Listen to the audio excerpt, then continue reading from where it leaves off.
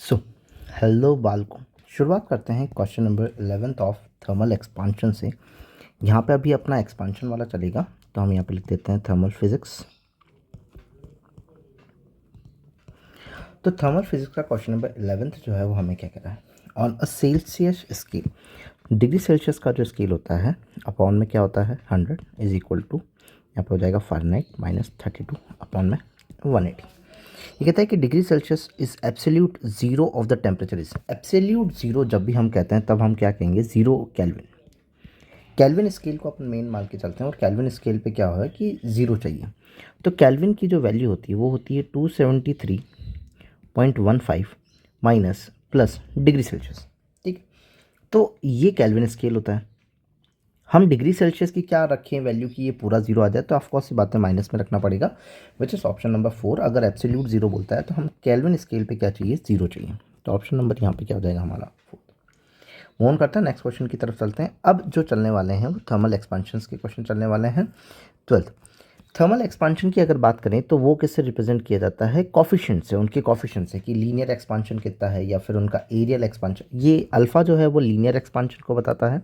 थोड़ी सी थ्योरी बता देता हूँ।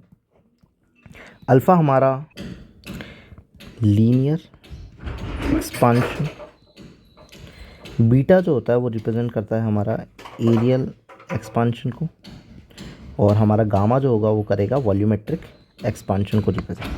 इनका रिलेशन की अगर बात करें तो अल्फ़ा जो होता है वो होता है beta by 2 is equal to gamma by 3। ये एक रिलेशन हमें याद रखना है।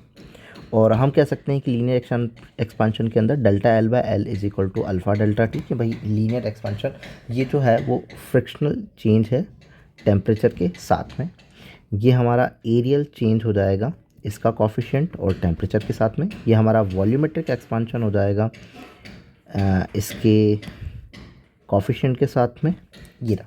तो ये ऐसा कुछ फॉर्मूले हैं और इनको देखा जाता है ना। यहाँ पे अगर हम बात करें तो कहता है कि figure below shows 4 isotropic solid. Isotropic मतलब कि उनका अल्फ़ा जो है वो सेम है, मतलब कि जो एक्सपांशन का कॉफिशिएंट है वो तीनों का ही, चारों का ही क्या है, सेम है।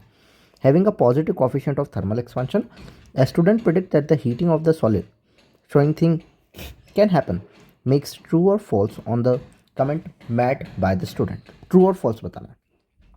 Angle is alpha in the figure first will not change. ये कुछ इस तरीके का फिगर है जिसमें अल्फ़ा दिया हुआ है। अगर इंक्रीमेंट होता है तो ये यहाँ से इंक्रीज़ करेगा, ये यहाँ से इंक्रीज़ करेगा, ये यहाँ से भी इंक्रीज़ करेगा, बट ये वाला हिस्सा भी इंक्रीज़ करेगा इसका। तो सारी साइड से क्या हो जाएगा, इंक्रीमेंट होना स्टार्ट हो जाएगा, बट एंगल जो होगा वो इसका एक्चुअली क्या रहेगा, कांस्टेंट ही रहेगा, वो चेंज नहीं होगा। तो यहाँ पे हम कह सकते हैं कि इसका एंगल जो होगा वो तो चेंज नहीं होगा, तो विल नॉट चेंज। तो ये तो हमारा ट्रू स्टेटमेंट आ जाएगा। तो फर्स्ट और थर्ड ऑप्शन में से हमारे दो मार्कआउट हो जाएंगे। Now the length of the line in the figure 2 will be, जैसे कि ये कोई फिगर है और ये ऐसा कुछ फिगर है। अभी कहता है कि इसका लीनियर एक्सपांशन करना है। तो जब हम लीनियर एक्सपांशन करते हैं तब इसकी जो लेंथ होती है वो भी क्या होती है, यहाँ से इंक्रीज़ होती जाती है, क्योंकि लीनियर एक्सपांशन में इसकी लेंथ भी तो इंक्रीज़ होगी। तो यहाँ पे the length of the line second will decrease, नहीं ये तो इंक्रीज़ होनी चाहिए। तो ये फॉल्स हो गया, तो हमारा थर्ड ऑप्शन भी गया, फर्स्ट ऑप्शन हमारा क्रैक आउट हो जाएगा। थर्ड की बात करते हैं। थर्ड वाले में हमें ये कहता है कि the radius of the inner hole will decrease. Inner hole मतलब कि ये है और ये हमारा इनर होल है। अगर हम इसके एक्सपांशन की बात करें तो इसका एक्सपांशन कुछ इस तरीके से हो रहा होगा। अगर एक्सपांशन हो रहा है तो रेडियस तो पहले क्या थी, कुछ कम थी, बट अब क्या हो गई, इंक्रीज़ हो गई। तो रेडियस तो क्या करेगी भैया, इंक्रीज़ करेगी वो भी, तो वो तो डिक्रीज़ नहीं करेगी। तो ये भी क्या हो जाएगा हमारा, फॉल्स हो जाएगा। तो फॉल्स हो जाएगा। The distance between A and B will increase. हाँ, ए बी की डिस्टेंस जो होगी वो इंक्रीज़ करेगी, क्योंकि यहाँ पे खाली कोई एक्सपांशन नहीं है बट यहाँ पे जगह है, तो ये एक्सपांड करेगा इधर से। तो ए बी की जो डिस्टेंस होगी वो ऐसे खुलता जाएगा और क्या हो जाएगी, उसकी डिस्टेंस जो होगी वो क्या करती जाएगी, इंक्रीज़ करती जाएगी। तो ये हमारा ट्रू हो जाएगा, ऑप्शन नंबर हमारा फर्स्ट हो जाएगा। मूव ऑन करते हैं, क्वेश्चन नंबर 13 की तरफ चलते हैं। तो क्वेश्चन नंबर 13 हमें कह रहा है कि standard temperature and pressure, standard temperature pressure के ऊपर अ रोड इज हंग, एक रोड को हमने क्या किया, हंग कराया है। लिविंग द स्मॉल गैप, मतलब कि ये छोटा सा गैप जो है यहाँ छोड़ा हुआ है। And the floor, the frame of the rod is heated uniformly up to 350 kelvin. That मतलब कि 350 केल्विन तक हीट किया, फिर उसके बाद में क्या होगा। हम ये कहना चाह रहे हैं कि अगर मान लो रोड का एक्सपेंशन ज़्यादा हो, मतलब कि रोड का लीनियर एक्सपेंशन या फिर जो उसका थर्मल एक्सपेंशन वाला है टर्म, जो कॉफिशिएंट है वो अगर ज़्यादा हुआ तो वो एक्सपांड ज़्यादा करेगा। क्योंकि ये कुछ इस तरीके से, अगर मान लो इस वाले का ज़्यादा एक्सपांशन हुआ तो ये उसको ऊपर लेके चला जाएगा, बट अगर रोड का एक्सपांशन ज़्यादा हुआ तो वो नीचे करके क्या हो जाएगा, टच हो जाएगा। तो यहाँ पे हमारे ऑप्शन है कि the road will never touch the floor, in any case alpha of road जो कॉफिशेंट है वो रोड का अगर ज़्यादा हुआ फ्रेम से तो वो टच कर जाएगा। तो हाँ, ये हमारा ऑप्शन नंबर क्या हो जाएगा, सेकंड हो जाएगा। 13 क्वेश्चन की तरफ 14 की तरफ चलें तो यहाँ पे ये कहता है कि suppose there is a hole in a copper plate, यही स्ट्रक्चर मान लो। ये कहता है कि कॉपर प्लेट के अंदर होल है, on heating the plate diameter of the hole. Of course ये बात है कि अगर होल है और उसे क्या करना है, अपन हीट कर रहे हैं, तो डायमीटर जो होगा वो क्या आ जाएगा, इंक्रीज़ कर जाएगा होल का। तो यहाँ पे ऑलवेज क्या करेगा, इंक्रीज़ करेगा। ऑप्शन नंबर हमारा क्या हो जाएगा, फर्स्ट। क्वेश्चन नंबर 15 की अगर बात करें तो दो लार्ज हॉल है are cut in a metallic sheet and this heated, अब उसे हीट कर रहा है तो डिस्टेंस, अब जैसे जैसे ये फिगर जो होगा वो एक्सपांड करेगा तो इन दोनों के बीच की डिस्टेंस जो होगी वो भी इंक्रीज़ करेगी और ये भी एक्सपांड करेगा और ये भी जो सरफेस है वो भी क्या करेगा, एरियल एक्सपांशन करेगा। अगर ये भी एक्सपांशन करेगा तो बी और सी के बीच की जो डिस्टेंस होगी वो भी क्या करेगी, इंक्रीज़ करेगी। तो अगर इनके बीच की डिस्टेंस इंक्रीज़ करेगी तो बोथ विल इंक्रीज़ होगा। फर्स्ट ऑप्शन कि ए बी और बी सी दोनों के बीच की जो डिस्टेंस है वो क्या करेगी, इंक्रीज़ करेगी। नाउ 16th की अगर बात करें तो 16th में कहता है कि a metal road is heated increase its temperature by 10 degree, मतलब डेल्टा टी इंक्रीमेंट जो टेम्परेचर है वो 10 डिग्री सेल्सियस है। The fractional change in length, fractional change का मतलब डेल्टा एल बाय एल, उसकी वैल्यू जो है वो 10⁻⁻⁴ है। If a plate of same metal is heated rising its temperature by 5 degree Celsius, the fractional change in area, area के बारे में पूछा है।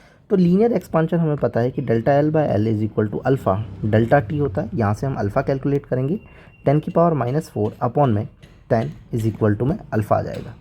तो यहाँ पे हम कह सकते हैं कि अल्फ़ा जो होगा वो क्या हो जाएगा, 10⁻⁵ हो जाएगा। Alpha is equal to beta by 2 जो कि क्या है, हमारा कॉफिशेंट ऑफ एरियल एक्सपांशन है। ये रहा एरियल एक्सपांशन का, सॉरी ये रहा एरियल एक्सपांशन का, तो बीटा बाय 2। तो यहाँ पे अपन बीटा बाय 2 को क्या करेंगे, इससे मल्टीप्लाई कर देंगे तो 10⁻⁻⁵ इंटू में 2 हो जाएगा which is equal to beta. तो ये हमारा क्या आ जाएगा, areal expansion delta A by A, fractional change in area जो कि हमें पूछा गया है, इज इक्वल टू बीटा, मतलब 2 into 10⁻⁵ temperature change which is equal to 5। तो 5 2 ज़ा 10, ऊपर 10 है, एक कैंसिल आउट हो जाएगा, -4 बच जाएगा। तो 1 इंटू 10⁻⁴ ऑप्शन नंबर फर्स्ट आ जाएगा ना। 17th वाले क्वेश्चन की अगर बात करें तो 17th में हमें कह रहा है कि अ table given below initial length is L note, initial length जो है एल नोट दी हुई है, चेंज इन टेम्परेचर दिया हुआ है, चेंज इन लेंथ जो है हमें दी हुई है। तो लीनियर एक्सपांशन जो होगा वो क्या होगा, लीनियर एक्सपांशन मतलब अल्फ़ा की बातें कर रहा है। सो नाउ यहाँ पे अल्फ़ा कैलकुलेट करने के लिए डेल्टा एल बाय एल और टेम्परेचर डेल्टा टी नीचे चला जाएगा, तो ये हो जाएगा ना डेल्टा एल 1 अपॉन में इनिशियल लेंथ 10 और डिग्री सेल्सियस में टेम्परेचर ये रहा फर्स्ट वाले का, देन 2 और 10 इंटू में 100 और देन 3 अपॉन में 15 इंटू में 50, देन 4 अपॉन में 20 इंटू में 25। अब ये पूछ रहा है कि greatest coefficient of linear expansion, मतलब कि ओवरऑल नीचे वाला जो सम है वो बहुत कम होगा तो ऊपर वाला बहुत ज़्यादा हो जाएगा। तो ये आया 1/1000, ये आया 1/500, ये आया 55 1/250, या तो हम ये कहते हैं कि जिसका नीचे सबसे ज़्यादा होगा उसकी वैल्यू सबसे कम हो जाएगी अल्फ़ा की। तो ये वाली वैल्यू सबसे कम, तो ये सबसे कम, अल्फ़ा सबसे ज़्यादा, तो ऑप्शन नंबर 4 हो जाएगा A4 वाले का। तो ऑप्शन नंबर कौन सा हो जाएगा हमारा, 4। ना 18th की अगर बात करें तो 18th में कह रहा है कि the volume of a metal cube increase by 0.30%, मतलब कि डेल्टा V बाय V की जो वैल्यू है वो क्या है, 0.30।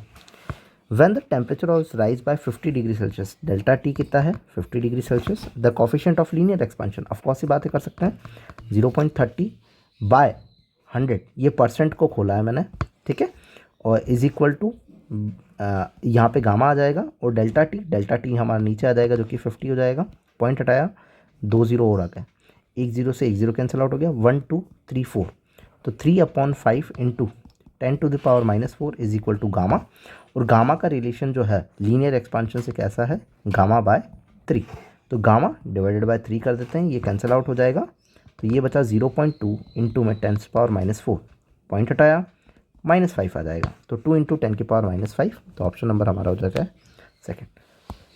नॉर्मली है अगर तुम्हें 3 से 4 फॉर्मूलाज जो हैं इनके रिलेटेड अगर वो आते हैं तो उससे रिलेटेड तुम सारे क्वेश्चन अटैम्प्ट कर पाओगे ना।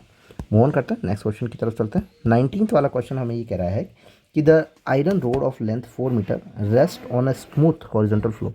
अगर एक रोड है जो कि रेस्ट कर रही है फ्लोर पे, अगर फ्लोर पे रेस्ट कर रही है तो if the rod is heated to 0 to 40, 0 से लेकर के 40 डिग्री सेल्सियस तक उसको हीट करा, तो अगर अपन हीट कर रहे हैं तो वो एक्सपांड तो करेगी, बट द लॉन्गिट्यूडनल स्ट्रेन पूछा है।